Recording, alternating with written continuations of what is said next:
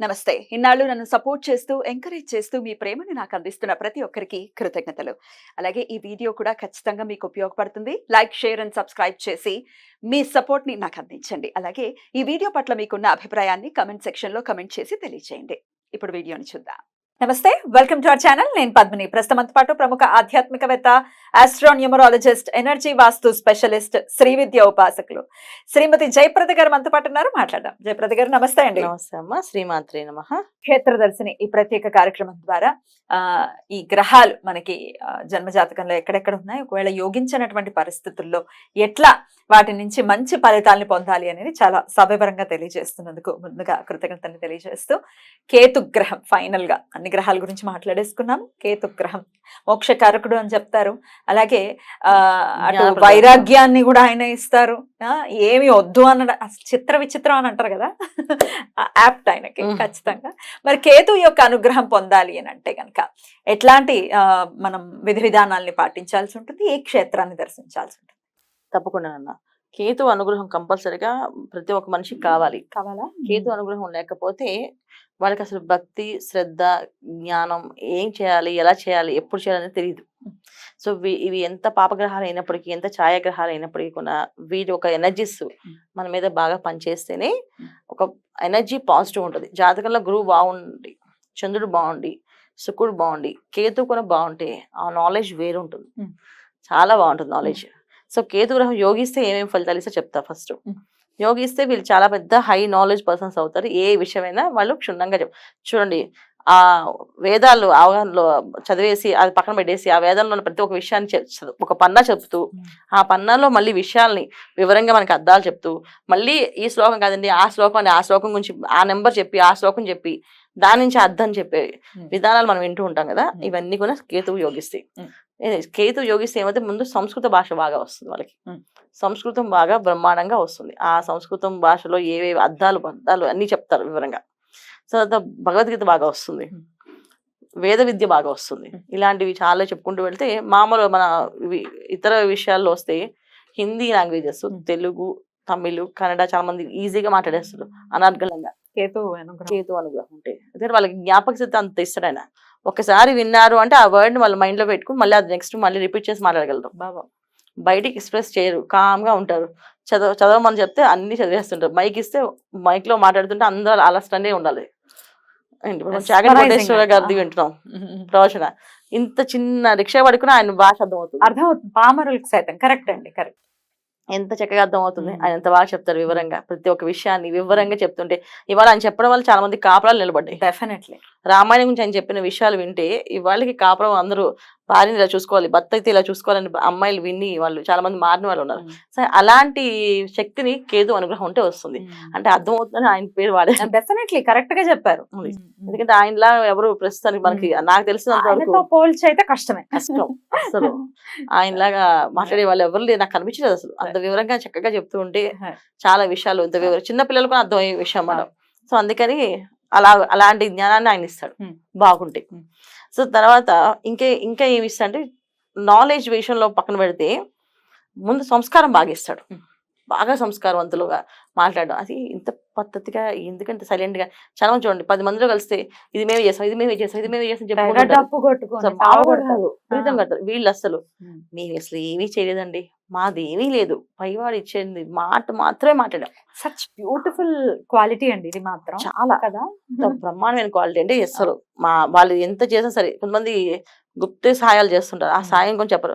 అది ఒక మాట మీరు చెప్పండి, అవుతండి మనకి ఎవరండి, మనం ఎవరండి, ఆ డబ్బు మందా ఏంటి, దేవుడు నాకు ఇచ్చాడు, నేను మీకు అక్కడ ఇచ్చాను అంతే, ఇది నాకు సంబంధం లేదు, మీరు నన్ను పిలవకూడదు అని చెప్పి దాన్ని చెప్పేస్తారు. అంత వివరంగా మాట్లాడేది కేతు ఒక అనుగ్రహం ఉంటేనే. సో ఆయన అనుగ్రహం లేకపోతే ఇంకా వీళ్ళు ఎలా లెక్కేస్తా ఉంటే వాళ్ళని ఎవరు ఇంట్లో ఉంటారు, మాట్లాడరు, ఎదుటి వాళ్ళు కష్టపడి బాధపడుతూ ఉంటారు. అయ్యో నీకు నేను తోడు నాకు అని చెప్పరు. చాలా మంది భార్యలు ఉద్యోగాలు చేస్తారు, ఇంట్లో చాలా మంది హస్బెండ్స్ మౌనంగా ఉంటారు.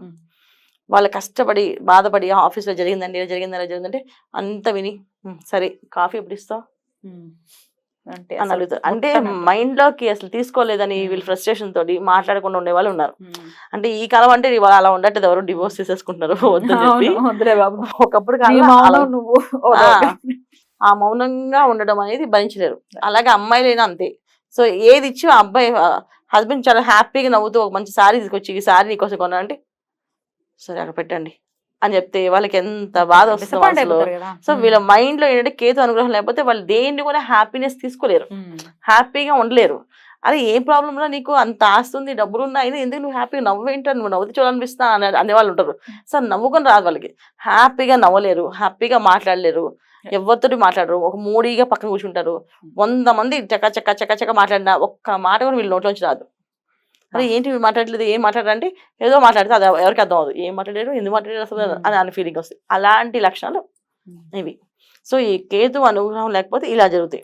చాలా మందికి మానసికమైన ఇబ్బందులు ఒక్కొక్కసారి చెప్పకుండానే చదువుని చెప్పకుండా సూసైడ్ చేసేసుకుంటుంటారు పిల్లలు. ఇది కూడా రీజన్ కేతు బాగాలేకపోతే. అంటే వాళ్ళు ఏమనుకుంటారో, వాళ్ళు ప్రపంచానికి ఏం చెప్పాలనుకుంటారో వాళ్ళు చెప్పరు, బయటపడరు, మనసులో ఒకటి బయటకు ఒకటి మాట్లాడతారు. సో వాళ్ళు అర్థం చేసుకోవడం, వాళ్ళని వీడు అసలు ఏం చదువుతారు అనుకోవడం అనేది కూడా కేతు అనుగ్రహం లేకపోతే జరిగేవి. సో ఇలాంటి విషయాలన్నీ కూడా కేతు ఒక యోగాలు. మరి ఎట్లా అండి నిత్య దైనందిన జీవితంలో ప్రాక్టికల్ గా చేసుకునేటటువంటి రెమెడీస్ ఏంటి, ఏ క్షేత్రాన్ని దర్శించుకోవాలి? తప్పకుండా కేతు ఒక అనుగ్రహం కావాలంటే మనకు ఒక మెయిన్ కావాల్సింది కార్యసిద్ధి గణపతి విఘ్నేశ్వరుడు. సో ఆయన అనుగ్రహం ఉంటే కేతు ఒక అనుగ్రహం కలుగుతుంది. ఇప్పుడు రాహుల్ లాగా ఎనర్జీస్ లాక్కొని ఇచ్చే తత్వం కాదు కేతుది. ఖచ్చితంగా భగవంతుడు ప్రార్థన చేస్తే ఆ ఎనర్జీస్ ఆయన ఇవ్వగలుగుతాడు. ఓకే ఆ అమ్మాయి అంటే మెయిన్ ఏంటంటే సైలెంట్ గా ఉంటున్నారు, కామ్గా ఉంటున్నారు. వీళ్ళకి గణపతి ఆలయాలు నిద్ర చేయడం, గణపతి పూజ చేయించడం, పొద్దున్నే లేపించి నాన్న పొద్దున్నే లేపించి గణపతి పూజ చేయకాస్తా అని చెప్పడం, అలా చేయడం వల్ల ఒక కేతు ఒక అనుగ్రహం కలుగుతుంది. సో బాగా చెప్పాలి అంటే ఆయన వెళ్ళి గణపతి ఆయన వెళ్ళి ఈస్ట్ గోదావరి దగ్గర. సో ఆయన దగ్గర కొబ్బరికాయలు ఆనవాతి ఉంటుంది. అక్కడ కొబ్బరికాయలు కొట్టి ఆయన దగ్గర పూజ మొక్కుంటారు. 101 కొబ్బరికాయలు, 200 కొబ్బరికాయలు, 500 కొబ్బరికాయలు మొక్కుతారు. ఎందుకంటే అలా ఒక్కొక్క కొబ్బరికాయ పగిలితే వీళ్ళ మైండ్ లో ఉన్న బ్లాస్ అన్ని డౌట్లు పోతాయి. వీళ్ళ చేత 108 కొబ్బరికాయలు కొట్టించాలి తీసుకెళ్లి. కొట్టేసి వాళ్ళ మనసులో ఏవైతే ఊహలో వాళ్ళు అనుకుంటారు అంటే బయట చెప్పరు, వీళ్ళు మనసులో బోళ్ళు ఉంటాయి, బయట చెప్తే ఏమనుకుంటారు అనే ఫీలింగ్ ఉంటుంది. సో ఒక్కొక్క కొబ్బరికాయ కొడితే వాళ్ళ లోపల ఉన్న ఒక్కొక్క దానికి ఒక్కొక్క ఆన్సర్ వస్తుంది. సో కొట్టి నమస్కారం చేసి ఆయనకి అక్కడ నిద్ర చేయడం, ప్రదక్షిణాలు ఉంటాయి అక్కడ. అక్కడ కొన్ని గుడికి ఆనవాయితీ కొన్ని హోమం పూజ అన్ని ఉంటాయి, అవన్నీ చేయాలి. లేకపోతే కాణిపాకం గణపతి వరసిద్ధి వినాయకుడు. సో ఆయన దగ్గర దర్శనం చేసుకుని ఆయన కూడా అంతే కొబ్బరికాయలు కొట్టి ఉంది ఆయన దగ్గర. చక్కగా కొబ్బరికాయలు కొడతారు అందరూ, అది కొంచెం చేయొచ్చు. తర్వాత రెగ్యులర్ గా మన గణపతి ఆలయాలకు వెళ్ళి గణపతి దగ్గర వెళ్ళి కొబ్బరికాయ కొట్టి, వీళ్ళ చేత ఎప్పుడు కొన్నా కొబ్బరికాయ పట్టుకొని ప్రదక్షిణ చేయించి కొబ్బరికాయ కొట్టించాలి నాన్న. అప్పుడే వాళ్ళ మనసులో ఉన్న డౌట్ ఆ కొబ్బరి చిప్పతో పాటు బయటకు వచ్చేస్తుంది, దానికి ఒక ఆన్సర్ దొరుకుతుంది వాళ్ళకి. అప్పుడు వాళ్ళు బయటపడతారు. ఎవరైనా మౌనంగా ఇంట్లో ఉంటారు, ఎక్కువగా మాట్లాడట్లేదు, చేయట్లేదు, గణపతి గుడి తీసుకెళ్లి దీపారాధన, ఆవుని దీపారాధన చేయించాలి. వీళ్ళ చేత చేయించడం, కొబ్బరికాయ పట్టుకొని ప్రదక్షిణ చేయించడం, 21 ప్రదక్షిణాలు చేయించడం, కొబ్బరికాయ పగలగొట్టడం. ఇది విధానం. అద్భుతం అండి. క్షేత్ర దర్శిని అనే ప్రత్యేక కార్యక్రమం అనుకోవటం, నవగ్రహాలకి సంబంధించి ఏ గ్రహానికి సంబంధించి ఎట్లాంటి పరిహారాలు చేసుకోవాలి, అలాగే క్షేత్రానికి ఉండేటటువంటి మహిమ డెఫినెట్ గా ఉంటుంది. ఆరోలోకి మనం వెళ్తే డెఫినెట్ గా మనం ఆరో క్లెన్స్ అవ్వటం అనుకోవచ్చు, మనకి పవర్ రావడం అనేది ఖచ్చితంగా జరుగుతుంది. అందుకే కొన్ని క్షేత్రాలు మరీ అద్భుతంగా విరాజిల్లుతూ ఉంటాయి. డెఫినెట్ గా ఏ క్షేత్రాలని దర్శించుకోవాలి అనేది మొత్తం అన్ని గ్రహాలకి సంబంధించి సవివరంగా తెలియజేసినందుకు శ్రీమాత్రే నమః.